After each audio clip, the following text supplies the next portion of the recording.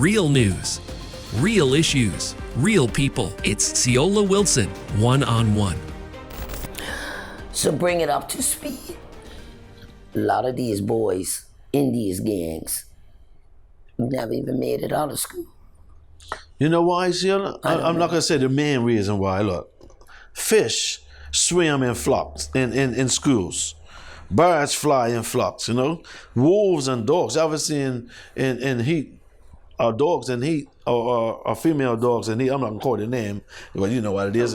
You have like 20 dogs chasing after it. So in nature, it is natural and it's okay for animals to move together. When young people do it, we decided to call them a gang. I remember there's little boys on top of St. Augustine Hill, because I remember I played for Boulevard, and it was a white wall. So they used to sit on the wall, kick the ball against the wall after school. Probably the house was too hot, didn't have air conditioning. The daddy started to call them the White Wall Gang. These were just some young men flocking together after school, hanging out. We called them gangs and started saying this gang, that gang, and that gang. So they go and say, wow, why a gang? Let's do what gangs do. What their perception of what gangs was do. So we have to be careful how we label people. You know what I mean? We have to be careful how we do this. Because we build monsters. You understand? They probably didn't mean to build a monster, but they did. And now they really got some gangbangers. Okay, but listen. Tupac told you a long time ago about Brenda had a baby. Yeah. And that baby was named Baby. Yeah. And then babies had babies. Yeah. And that mama's outside. Yeah. Drinking and shotting Henny and twerking on TikTok. Yeah. While her little demons are doing a pack, and we all sat back. Yeah, because... And said, it's not that bad. Oh, I like these ones. Their mama says, but it's such a good little boy. It's not my child syndrome. I come across that a lot in schools. What is that? We accept mediocrity sometimes. It's like the norm. Yeah, because... No. Okay. When I say we accept mediocrity, right? I remember coming to Bermuda to do a STEM Robotics Maker Academy. And me and one of the guys I brought with me from Brazil, I brought 3 of them. And then I brought a guy from America. We were walking across City Hall. And I kept seeing children in school uniform. And one of them said, what's that? I said, that's a school uniform, that's school. But it's summer holidays. So I stopped a few of them. And they said, oh yeah, we all failed, so we're doing summer school. And I said, how many of you? And one of the little lad said to me, it was about 210 people. There's all at Berkeley doing summer school. And that happened every year. And we accepted mediocrity. So if we're accepting it in schools, it's going to branch out into the homes where the mediocrity is being bred. You see, we blame teachers and we blame government, but we also have to look at what we're doing in our homes. And sometimes what we're doing in our homes is a result decisions that are made in governments. Because everything starts and finishes in the home. Yes, that's right. But I've talked to preschool teachers who have told me a 3-year-old girl comes crying because little Johnny told her to, where he getting that from? It's getting from him. All behaviors are taught or learned. I've learned that. I learned that. It's all learned. So how do you explain? You call and the teacher, the parent wants to come beat up the teacher. No? Hear me now. I got put into supply in this school, right? In Rochdale. It's a part of England, near Manchester. And I got into this school, my first lesson, and I was astounded. Because? These children were off the chain. Meaning? I've never seen such. I said to them, you all ought to be ashamed of yourselves. Because? The way they was acting, they was rude. They was disrespectful. I would detest it. One child came to my classroom, opened the door and said, yeah, I'm gonna mash you up and I'll beat you up too, sir. And I was like, wow, and just walked away. How old are you talking about? Teenagers? You're 10. What's that? Your 10s are 14, 15. So what was that? So it's everywhere? It's everywhere. It's everywhere. TikTok drove our children crazy. Who? TikTok. They're all making videos and doing stuff and doing crazy. They're trying to outdo each other. But you see, what happened was, right? As a learning engineer, I give my children a task to do. right? They do it. They give it back to me. I look at it. I grade it, make some comments, give it back to them, and let them make it better. So our children do that naturally, but we didn't learn the technology right. We instead banned the phones from schools, right? So the children learned how to use them on social media. You see, these phones are more powerful than the laptops that school budgets are struggling to buy. You know what I mean? So we didn't teach children how to use this. Any school I go in, I do projects where the children use their phones. They're creating an app. They may be making a video. They may be making and they're doing it. And they're doing it. So what we needed to do was teach children how to use them for education and for social media, so they knew the difference. So instead, mom just gave you this expensive phone and little 13-year-olds watching Meg Thee Stallion and Cardi B. Yeah, instead of doing while some your son's research. Listening to drill music, talking about killer so this way and that way. Instead of using them to do some research and instead of So you see all this playing out, because all I hear is a lot of talking. Like government's talking about closing down schools before the plan for the empty buildings. I know. You know, where you see this going, besides Ron the saying Mulberry Bush? Yeah, Ron because I'm going to say it again, we are now 30-6. Yeah. You have more power than you've ever had. What I don't see is the vision. I don't what know. that book say about a people without vision? It says faith without Nobody's works saying is dead. nothing, B. Yeah, faith without works is dead. They said, but there's no vision, the people will perish. I've seen that. What church going community? This is a God-fearing nation. Well, so where they at? Because right now Satan looks like him. Satan's running things. So where God's soldiers at? I don't know. Oh, they're busy praying, right? Yeah, they're praying for it. So how you see this playing out? It's not sustainable. I am afraid for my granddaughters. Because of what I envision might happen. It's not going to change. It's going to get worse. It's going to change. Why you say that? I think this is a perfect example of Robert Nesta Marley said total destruction is the only solution. It's got to go that way. I ain't talking about destruction like blowing up, but that's what's happening now. Our children were self-destructing. We have young men and young women who have no regard for life. That life doesn't mean anything to them. I was just riding on a bike on Keyford Road this morning, really sharp corner. So, you know, I was keeping to the left. I don't know why. This guy came in the opposite direction from Harbor Road, and if it wasn't in 60 kilometers per hour, he was moving. If I would not did this and that, he was on the middle of my side of the road. He wasn't on the middle line. And this young guy doesn't even care about his life. He's just got on the bike and going. And we're doing that on bikes. They get into party. We used to go to sessions, man. We used to go to the barn. We used to go up the boiler room. Guys weren't killing and shooting each other. If you stole on somebody's new white sneakers, he might say, hey, yo, what going on? You know what I mean? So how much you think Molly, Axe, Henny, Sheriff's got? All of it. Because? That has all of it to do is altering the states of our minds. Our young people just drink. Somebody wrote a song. But they shotting Henny though. They not shotting Henny. They buy a bottle. They walking through the dance with a bottle of Henny. No, but you know half a bottle of Henny, you want to turn into Mike Tyson. That's on a good day without no other drugs. Yeah, man. So what's going on? Because this now we just seen a second stabbing incident involving young women at the same car park. Yeah. That's not normal behavior. They tell me that fight broke out on the drink line. You see that? And the next day, that thing was open because I was down the beach. So business as usual. Business as usual. When something happened at my club at Randers, they shut it down for 24 hours. I took my daughters to the beach the next day, and there's all in there dancing and singing and reggae music and dancehall and all of that. So what's that? I don't know. I'm not even gonna go there because I don't want to take food out of people's plates. You know what I mean? Well, you know, what I'm saying is we all sitting there watching with our eyes open, wide shut. And we're talking about what woke.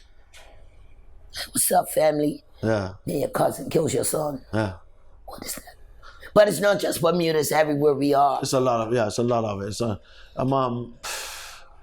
I don't want to say I blame a specific genre of music or whatnot, but it's social media. It's that plan to, when they created these, right? the guys that created this, right? They were the upper echelons. You know, they didn't have my skin color or darker. Part of their plan was to make something more addictive than nicotine. And they got it. And they got it. I see people just look at their phone just to see if there's... Your friend has to give you a notification. You don't know you still... How many times you do? Oh, yeah. Okay. One of my girls said to me, oh, my phone was blowing up all night now, looking at her. She said, why? I said, your phone don't have an off button. Yeah. And they look at you like... Yeah. Yeah, see, you know how we roll. We roll with this on silent. We monitor. It don't go the other way around. Right. Yeah, I silence mine all the time. I mean, but in today's world, people like to... Yeah. And it's getting worse. You know? I mean, how you on the phone all day? You know the lyrics to every song, but you can't write a sentence. No, I know. How your mama don't know you can't write a sentence? Because you can talk about. See, I'm dyslexic, so writing was the hardest thing in the world for me.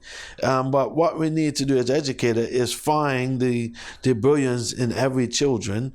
And you see, you can't paint every classroom the same brush. And no child learns. It's like you got if to you and differentiate. Ian with your writing and spelling, I never wrote you for that because in broadcasting it's all about pronunciation. It's not about spelling, it's about speaking conversationally. That's right. And you guys had natural gap. Yeah. Right? So even if your script looked like gibberish to me, and I knew it, I'd like take your script and go. I didn't sweat you over that. Yeah, no. But if you was training to be a newspaper, I would have been on you. Yeah, no problem. But you know, I think I know you know what? I think one of the issues is that we're trying to go down a road to make sure so many children get so many GCSEs or IGCSEs and IBs when I think what we really need is to have more subject-specific mini courses for children, because if you have these children in your system, Bermuda's like a little small system, you have them in your system from young, you should be able to identify who's academic, who's sports-minded, who works well with their hands, who's artistic, and I think... we used to have that, and Jennifer's... I think that's what they're trying to do with signature schools, but I don't know if that's why they're doing it. If they're not, then you got a reason to do it. And then you should identify this stuff early, so little Mikey shouldn't be trying to do 3 or 4 or 5 GCSEs, maybe getting him a qualifications as a carpenter will help him in the long run, as opposed to disengaging him, trying to make him study the Roman Empire. Look, when I got out of work academy, I want to go straight college or Bermuda College. You had to have 5 GCEs. They taught me because my 5 didn't include math. Math and English. I had to go remedial. They was telling me I had to go 2 years behind to get ahead. And now forget this woman, I can't call her name, 7-day Adventist school said, sweetheart, you don't have to do that. Because I told my mama, if I don't go away right away and I start working, because I was always a hustler. When I started making money, so she got me out. I left for university at 16, but I went through the back door, through Atlantic Union College. Through the 7-day Adventist. That woman said, girl, we'll take your religion, GC. But I was telling these people, I don't want to be an accountant. I'm always want to be a journalist. I tell a lot of the children of mine... And you're still holding people back from getting ahead. I tell a lot of my children, especially when I was in China, because Chinese parents, they're really strict. They want all of their children to go to the best universities, to Yale and to Harvard and all them. And I try to explain to them the thing about universities in America. There's a saying, pay your fees and get your C's. So what I've done with a lot of children who were mediocre, whose parents wanted them to go, I said, just go to a small university or community university, do really well, and then transfer out. And I've seen a lot of my children do that. You know what I mean? I don't know if we do that here. I don't know where all our students go. I think more of our students... In the black community in Bermuda in particular, we have thousands of people bust their chops to get their children college educated, to be trained to come back and work for them. Why in 2022 we're not training our children to go get their stuff and form their own business so you can hire your own people? Every other race does it besides us. But now I raised my son like that. Yeah, no, my daddy didn't raise me like that. My daddy raised me. I mean, I'm going to be honest with you. Since I started teaching, it was the first time I stopped making money while I sleep. My motto was always make money when you sleep. You know what I mean? And when I got into teaching, how I ended up teaching, Because you're not teachable, Herman. Hey, yo, I take it back, I'm sorry. I went to my son's parent-teacher meeting up at Berkeley, and I saw this beautiful teacher. I was like, let's go talk to her. Let's go talk to her. He said, that's not my teacher. They said, you go to your teacher. I'm going to talk to her. And long story short, I married her. We went to England. I had an interview with BBC Cambridge. I got up January the 16th, went outside. It was too cold. I went back inside. And then I just started doing some little supply work through his. And eventually my wife said to me, you should be a teacher, boy. You don't know, you will make a difference. Teachers here say it hasn't been sufficient training for Cambridge, but it gets slapped on them. It just got slapped on them. So what are we doing? We move too fast. We see something, somebody... Like we just paid almost $3 million to some people in Australia to tell us how to set up. Why? I don't know. I don't know why Bermudians always think people from somewhere else is an expert. That's that colonial mentality. That's that colonial mentality. And, you know, we haven't shaken that. I remember telling someone in the ministry about, in 2014, 2015, that we could set up a STEM curriculum for you guys. It was me, my mate Kai, who taught with me in Brazil. He's from the USA. He's a physicist. This boy's brilliant. And that was back in 2015. 2014, 15. What happened? Nobody got back to you. Turn them up. We guys will do it. Create a website for you. All the stuff will be there for you. I was basically going to do it for $9,000 because I really didn't know how to price it. I just wanted to do it for my children. You know what they did? What? They paid somebody $110,000. STEM 101. That's what they did. Seriously. That's got it bite. I don't get it.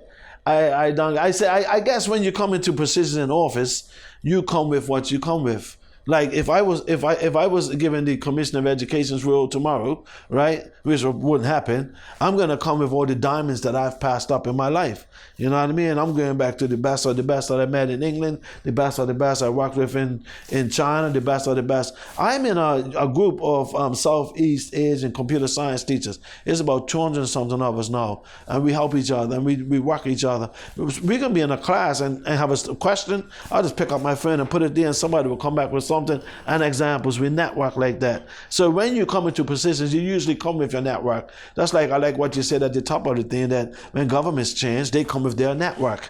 You know what I mean? If I'm sitting here, I've got tenure. They call it Kenyan universities, where mad professors get massive grants to study. They get tenure for the rest of their life. They work. But when you do that in the civil service, what you get is mediocrity, and that's what we've got. Because I got a job till I'm 65. You know what I mean? And then you get every now and then I'll do something brilliant. Every now and then I'll go back and sit back. And I don't think people leave home to do bad. You know, I played football and cricket all my life, and I always said, I don't think a referee or umpire leaves home to cheat or to make bad decisions. So how you feel about them when they curse out referees? They had an incident not too long ago. How they went out of that poor referee. Y'all right here, y'all in that league. Pretty soon the referees are going to be robots, see? Pretty soon.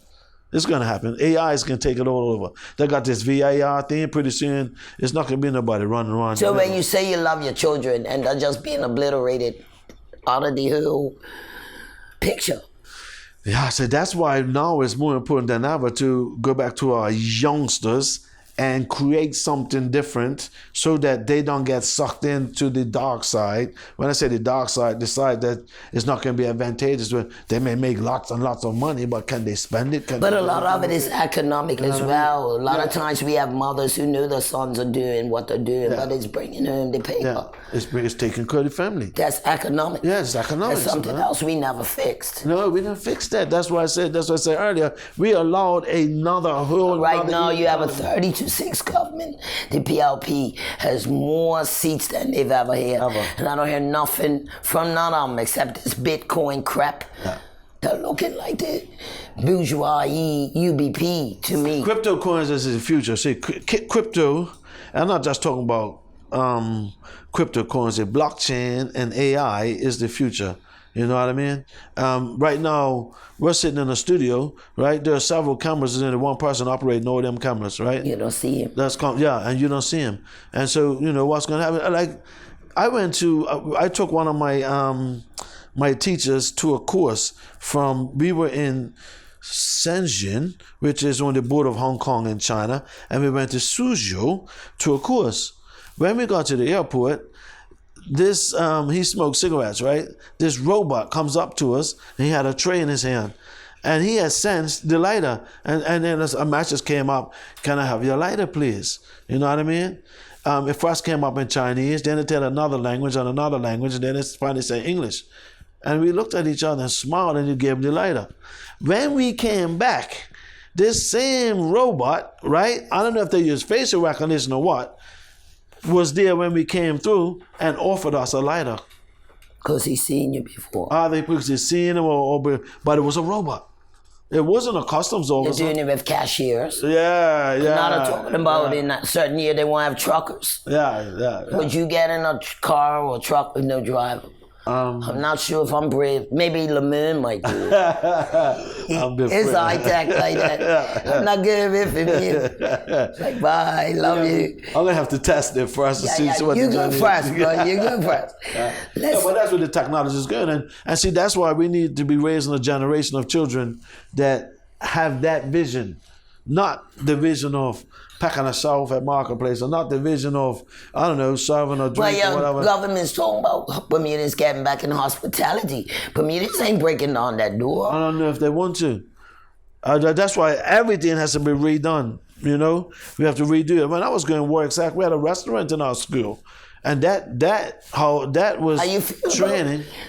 Yeah, training. That was training. But how you feel about that building when you see it closed, though? It absolutely broke my heart. Absolutely. How do we allow that to happen? I know mold is an issue in Bermuda, but on whose watch was that? Quite a few. And they're still working. Yeah, man. Let's wrap up in a minute. We'll be back right after this. We'll be right back after these messages. Stay tuned.